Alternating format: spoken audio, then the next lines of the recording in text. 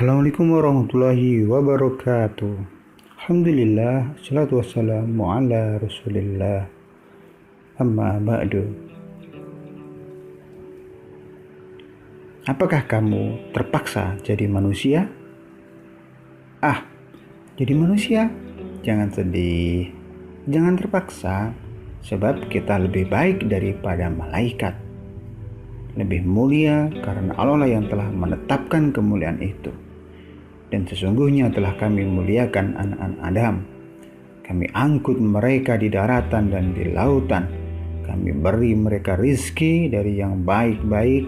Dan kami lebihkan mereka dengan kelebihan yang sempurna atas kebanyakan makhluk yang telah kami ciptakan.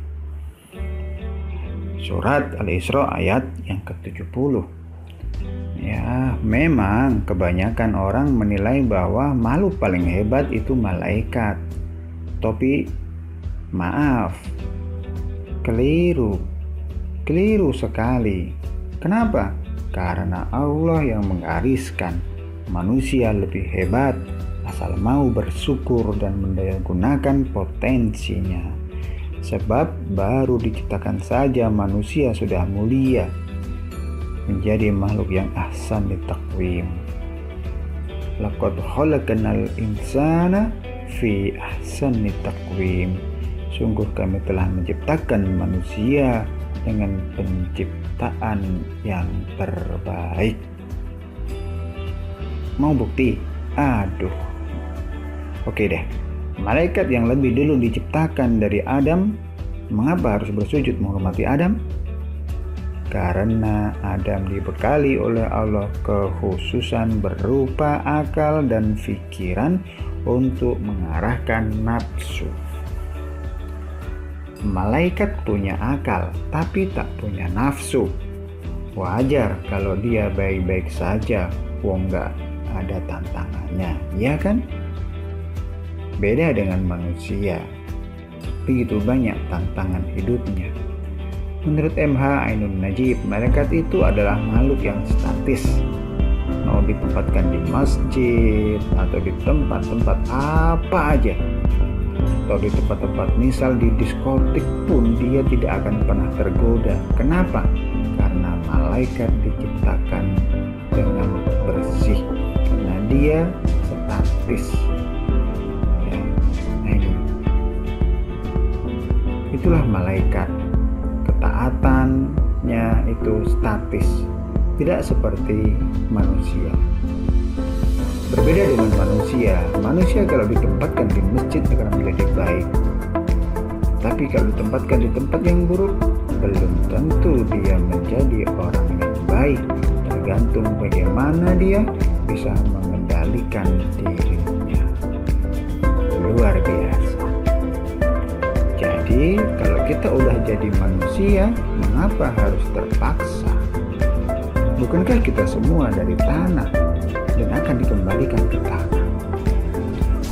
Yang cakep atau yang buruk akan kembali ke tanah.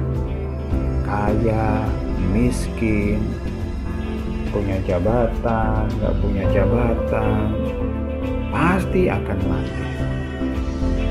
Jadi kenapa harus gelisah?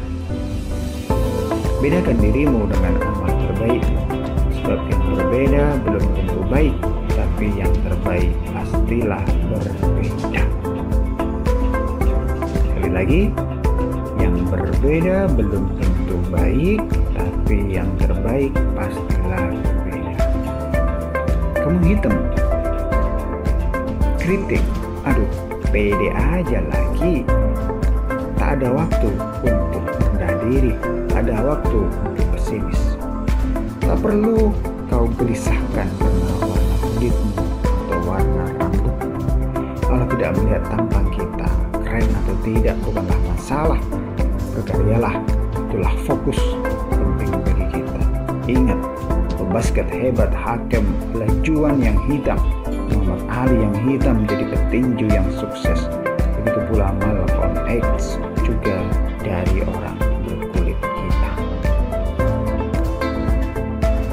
Mungkin Anda ingat dengan seorang sahabat bernama Ubadah bin Samit. panglima yang sangat ditakuti oleh Maukukis justru karena kehitamannya. Maukukis melakukan negosiasi. "Tolong, jangan orang hitam ini yang menghadap padaku, aku ngeri," katanya. Ubadah berkata penuh percaya diri, "Sesungguhnya dalam pasukanku lebih dari 1.000 orang hitam yang lebih hitam dariku." Hitam.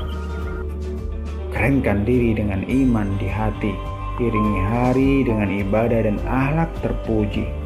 Hiasi pribadi dengan senyuman, maniskan diri dengan prestasi. Hitammu adalah karunia dari Allah Subhanahu wa Ta'ala. Buta, berikanlah kabar gembira kepada mereka, sebab para sahabat, ulama yang luas ilmunya dalam fikihnya, bijak hikmahnya, juga orang-orang yang buta. Sebagian kecil diantaranya adalah Abdullah bin Abbas, Qatadah, Abdullah ibnu Maktum, Al-Anasi, Yazid bin Harun, Syekh Muhammad bin Ibrahim As-Syekh, Syekh Abdullah bin Humaid, bahkan Syekh Abdullah bin Bas adalah mereka dikaruniai dengan kebutaan. Lumpuh, jangan mengeluh. Theodore Roosevelt yang lumpuh punya pengaruh dalam memimpin, sebab kebijakan yang menyentuh. Syekh Ahmad Yasin yang lumpuh tapi gelora jihadnya menggemuruh, memiliki kekuatan dan ruh yang berpengaruh. Kau tak punya gelar, tidak usah gusar. Banyak orang besar meski tidak harus bergelar formal. Malik bin Nabi, Al-Aqad, An-Tantawi, Abu Zahra, Hamka, MH, Al-Maududi, An-Nadawi adalah sekelumit nama-nama besar tanpa gelar. Sementara banyak mereka yang bergelar malah prestasinya tak terdengar. Adakah kamu melihat seorang pun dari mereka, atau kamu dengar suara mereka yang samar-samar? Bapak, Ibu, saudara-saudariku, kalau engkau sudah bergelar di depan atau di belakang namamu, alhamdulillah, bersyukurlah. Engkau punya amanah mulia untuk berperan lebih besar. Gelarmu punya daya tawar untuk lebih didengar. Gelarmu juga punya konsekuensi yang mesti dibayar dengan karya besar. Gelarmu juga akan diaudit nanti di padang mahsyar. Karena itu bersiap-siaplah. Saudaraku, sungguhnya setiap kita punya harta terpendam, kekuatan dahsyat dan potensi tersembunyi. Apapun, siapapun engkau dan bagaimanapun keadaanmu, yang penting temukan, dahsyatkan, dan manfaatkan. Itulah bentuk syukur kita.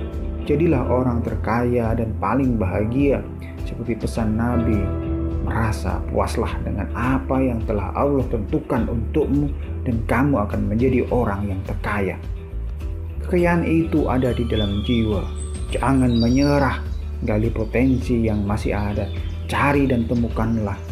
Siapapun pasti akan memperolehnya. Tiada satupun yang ditutupkan Allah dengan sia-sia.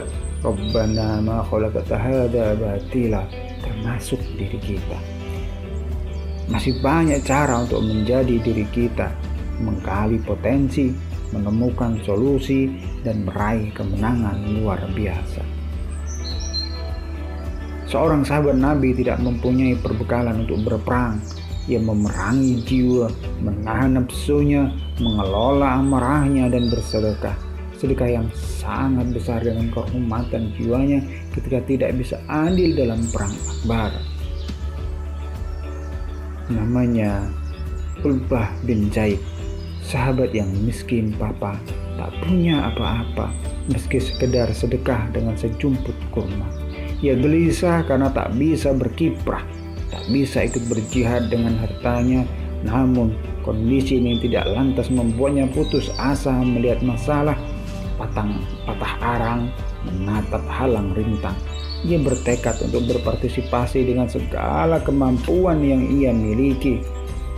Ia cari, ia gali, ia renungkan, akhirnya ia temukan.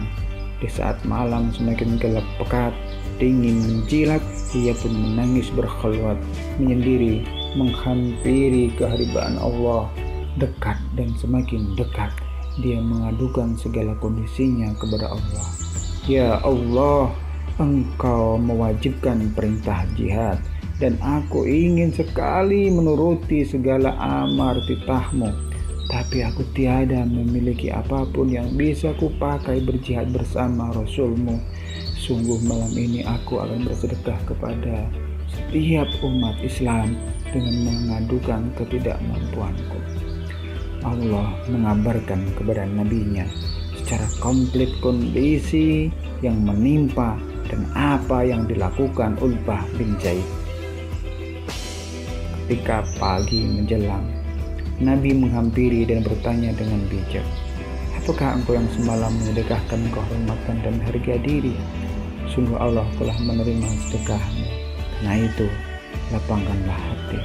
Masih banyak cara untuk besar dengan membangun jiwa, memfokuskan potensi untuk berkontribusi.